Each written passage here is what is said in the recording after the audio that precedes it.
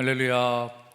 8월 14일 월요일 말씀의 자리에 오신 모든 분들을 예수님의 이름으로 환영하고 축복합니다. 오늘 우리가 함께 나눌 말씀은 이사야서 52장의 말씀인데요. 이사야서 52장 1절부터 12절까지의 말씀을 제가 봉독하도록 하겠습니다. 이사야서 52장 1절부터 12절까지의 말씀. 너 시온아 깨어라, 깨어라, 힘을 내어라. 거룩한 성 예루살렘아, 아름다운 옷을 입어라. 이제 다시는 할례받지 않은 자와 부정한 자가 너에게로 들어오지 못할 것이다. 예루살렘아, 먼지를 털고 일어나서 보좌에 앉아라. 포로된 딸 시온아, 너의 목에서 사슬을 풀어내어라. 주님께서 이렇게 말씀하신다. 너희가 값없이 팔려갔으니 돈을 내지 않고 속량될 것이다. 주 하나님께서 이렇게 말씀하신다. 나의 백성이 일찍이 이집트로 내려가서 거기에서 머물러 살려고 하였으나 아시리아가 까닭 없이 그들을 억압하였다. 주님께서 말씀하신다. 여기 바빌로니아에서도 똑같은 일이 일어났다. 나의 백성이 까닭도 없이 여기로 사로잡혀 왔고 지배자들은 그들을 조롱한다. 날마다 쉬지 않고 나의 이름을 모독하고 있으니 지금 내가 무슨 일을 하여야 하겠느냐. 주님께서 하신 말씀이다. 반드시 나의 백성이 나의 이름을 알게 될 것이다. 그날이 오면 반드시 나의 백성은 내가 하나님이라는 것과 내가 그들에게 말한 하나님이었다는 것을 알게 될 것이다. 놀랍고도 반가워라. 희소식을 전하려고 산을 넘어 달려오는 저 발이여. 평화가 왔다고 외치며 복된 희소식을 전하는구나. 구원이 이르렀다고 선포하면서 시온을 보고 이르기를 너의 하나님께서 통치하신다 하는구나. 성을 지키는 파수꾼들의 소리를 들어보아라. 그들이 소리를 높여서 기뻐하며 외친다. 주님께서 시온으로 돌아오실 때에 오시는 그 모습을 그들이 직접 눈으로 볼 수 있을 것이다. 너희 예루살렘의 황폐한 곳들아, 함성을 터뜨려라. 함께 기뻐 외쳐라. 주님께서 당신의 백성을 위로하셨고 예루살렘을 속량하셨다. 주님께서 모든 이방 나라들이 보는 앞에서 당신의 거룩하신 능력을 드러내시니 땅끝에 있는 사람들은 모두 우리 하나님의 구원을 볼 것이다. 너희는 떠나거라. 그곳에서 떠나 나오너라. 부정한 것을 만지지 말아라. 그 가운데서 나오너라. 주님의 그릇을 운반하는 사람들아, 너희는 스스로 정결하게 하여라. 그러나 이제는 주님께서 너희 앞에 가시며 이스라엘의 하나님께서 너희 뒤를 지켜주시니 너희가 나올 때에 황급히 나오지 않아도 되며 도망치듯 달아나지 않아도 된다. 아멘. 오늘 말씀인 이사야 52장 1절부터 12절까지를 보시면 두 가지의 기쁜 소식이 전해지고 있습니다. 바로 심판 중에 처했던 여호와의 백성에게 구원과 회복이 선포되고 있는 것인데요. 먼저 오늘 말씀 1절과 2절을 보면 여인으로 의인화된 시온과 예루살렘은 수치와 비천으로부터 영화를 약속을 받습니다. 예루살렘과 시온성은 이스라엘 백성들의 허물과 죄악으로 더럽혀져 버림을 받았지만 이제는 거룩한 성으로 변화될 것이다 라는 것입니다. 그곳은 다시 하나님의 임재가 가득한 곳이 될 것이고 이스라엘 백성들은 이곳으로 돌아와 정의와 공의로 다스리시는 하나님의 통치 안에 다시 머물게 될 것입니다. 그런데 여기서 한 가지 궁금증이 생깁니다. 어떻게 시온과 예루살렘은 수치와 비천으로부터 건짐을 받게 되었을까요? 그리고 하나님은 그들을 왜 구원하여 주시는 것일까요? 잘 아시듯이 이것은 이스라엘 백성들이 어떤 일을 잘했기 때문이 아니었습니다. 이스라엘 백성들은 잘한 게 하나도 없었습니다. 변한 게 하나도 없었어요. 그냥 포로로 살면서도 그것에 만족하면서 포로로서의 삶을 살고 있었습니다. 하지만 하나님은 그런 그들을 보고 가만히 계실 수가 없으셨던 것입니다. 그들을 너무 불쌍히 여기시고 또 너무도 사랑하셨기 때문에 그들에게 아무런 조건 없이, 아무런 값도 없이 은혜를 베푸시게 된 것입니다. 하나님은 예루살렘 백성들을 값없이 속량해 주셨습니다. 여러분, 속량이 무슨 뜻인가요? 속량을 국어사전에서 찾아보니까 속량은 조선시대에 노비가 돈이나 곡식을 내고 노비 신분에서 벗어나거나 국가나 주인에게 공을 세워서 노비 신분에서 벗어날 때 사용했던 단어라고 나옵니다. 노비가 양인이 되는 것이죠. 노예가 자유인이 되는 것입니다. 이와 같이 신분이 이렇게 바뀌려면 어떤 큰 사건이 필요합니다. 돈을 치르게 되든지 공을 세우든지 해야 하는 것이지요. 하지만 하나님은 우리를 값없이 속량해 주셨습니다.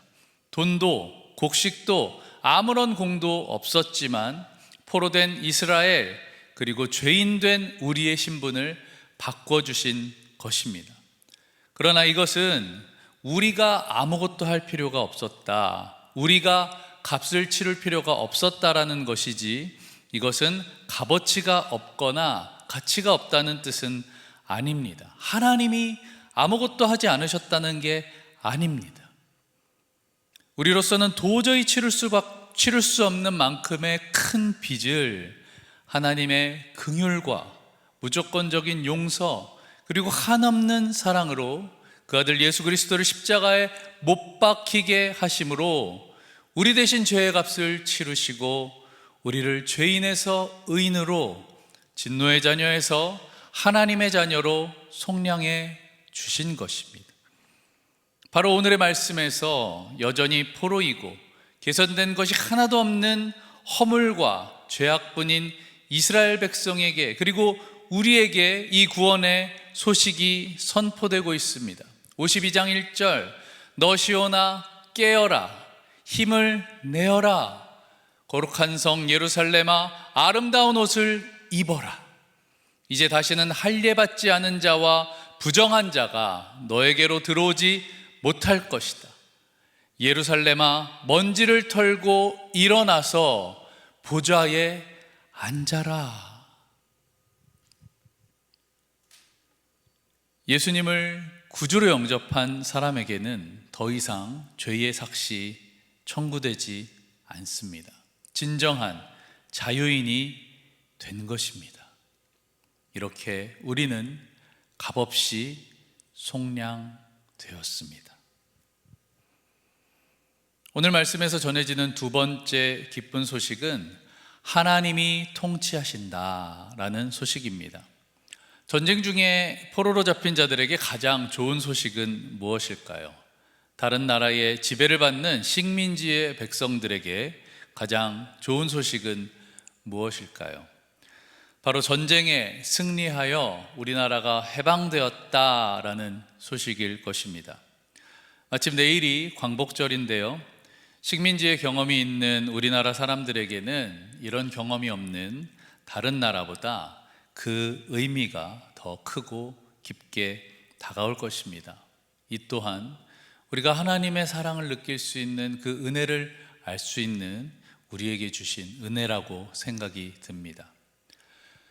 우리말을 빼앗기고 우리 문화를 빼앗기고 이웃과 동족이 고통을 당하고 아버지와 아들이 끌려가고 어머니와 딸이 팔려가는 끔찍한 경험이 있는 우리나라에게는 오늘 해방을 선포하는 이 의미가 더욱더 피부에 와 닿을 것입니다.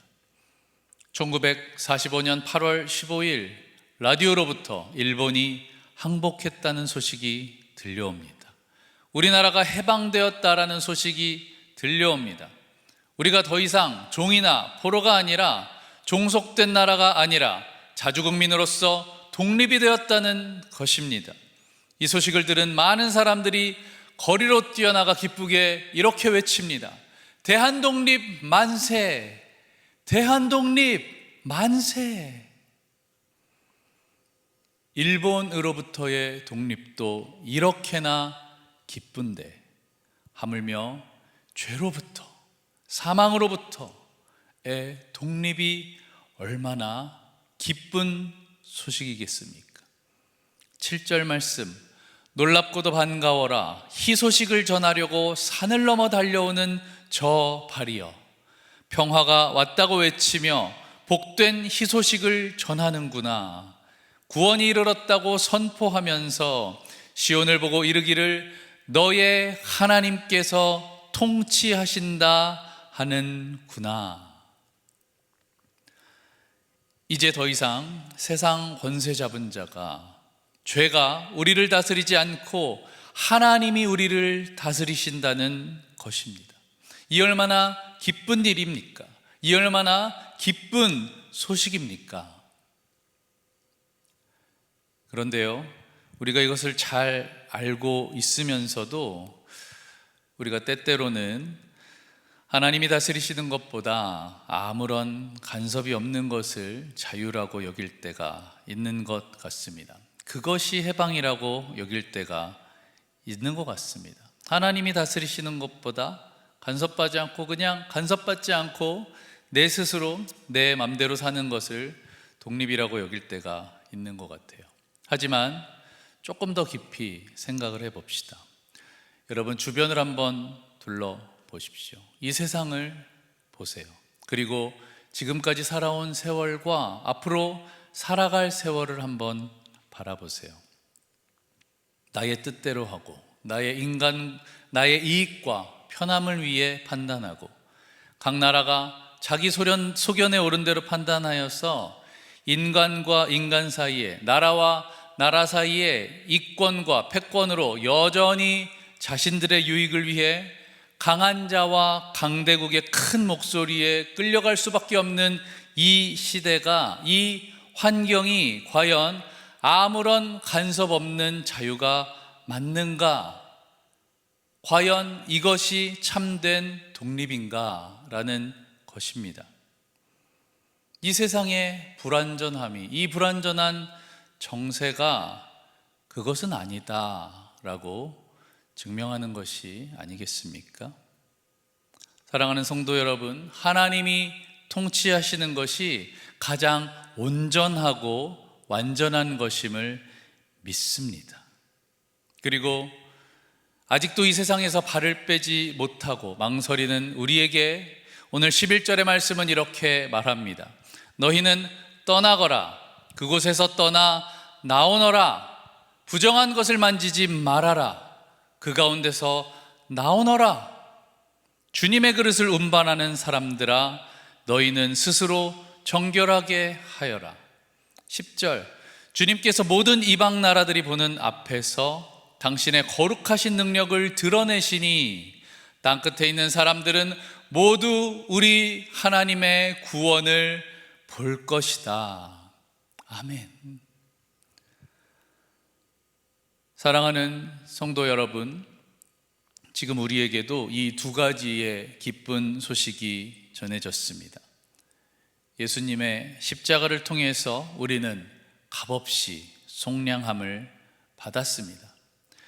그리고 그 예수님께서 부활하셔서 우리의 왕이 되시고 우리를 다스리고 계십니다. 마지막 날이 되면 예수님은 재림하셔서 영원히 우리와 함께 하시며 우리를 다스리실 것입니다. 아직도 세상과 교회에 두 발을 담그고 계시겠습니까?